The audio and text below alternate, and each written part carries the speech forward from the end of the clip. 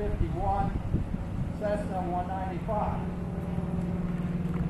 There was a 195 based here through the 1970s, and the owner was Tom Keyes Sr., and some of the Keyes family are here today.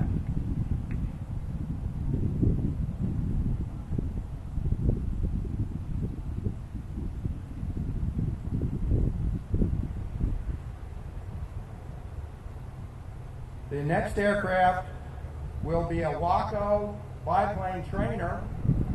This particular aircraft is a replica of the Antique, and they were used as training aircraft in World War II.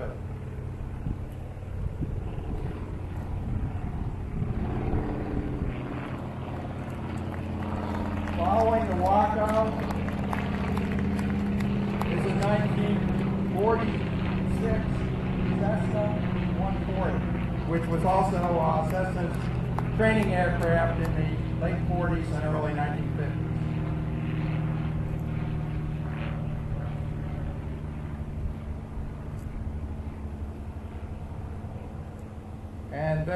And then followed by a Cessna 170, which is a 4-passenger aircraft, and also a Piper J3 Cup, which is probably the most popular training aircraft of the 1940s and 50s. And that is the 1946 Cub flown by Dave Nelson.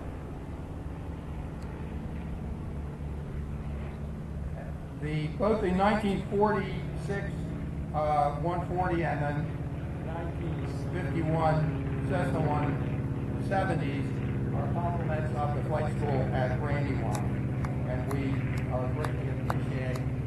And here comes another J3 Cub flown by Rich Scott.